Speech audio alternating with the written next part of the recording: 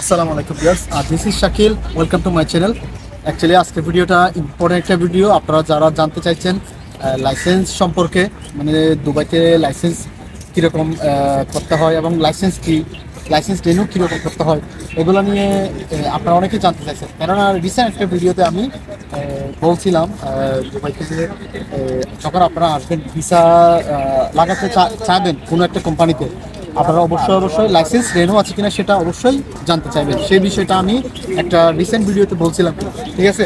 তো এখন আমি আপনাদেরকে বলতে চাইবো লাইসেন্স আসলে কীরকম রেনু করতে হয় এবং লাইসেন্স খরচের টাকাটা কীরকম হয়, এগুলো নিয়ে মূলত আজকের ভিডিও।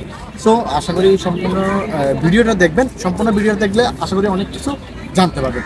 প্রথমে আপনি যদি আরব আমিরাতে আসতে চান, আপনি যেখানে ভিসা লাগাবেন সেখানে সেটা অবশ্যই একটা কোম্পানি থাকতে হবে। জেনারেল ট্রেডিং বলেন, এলএলসি লাইসেন্সওয়ালা, ঠিক আছে? লিমিটেড এলএলসি অর্থাৎ আপনারা জানেন limited LLC, limited liability company, ঠিক আছে? আর জেনারেল ট্রেডিংও আছে অনেকগুলো। তো এগুলোতে আপনাকে কিন্তু ভিসা লাগাইতে হবে। আর লাইসেন্সের রেনু এবং লাইসেন্স খরচ কিন্তু প্রায় 15,000, অ্যারাউন্ড 20,000। লাইসেন্সের ক্যাটাগরি অনুযায়ী আপনি কোন ক্যাটাগরিতে কোন সামান ক্রয় করবেন।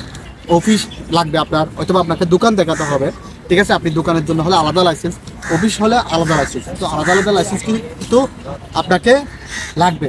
মোট কথা হলো আপনাকে হয়তো অফিস লাগবে, নাইলে দোকান লাগবে। তো আপনাকে দোকান অফিস দেখায়, তারপর আপনাকে কিন্তু লাইসেন্স দিতে হবে, ট্রেড লাইসেন্স আর কি।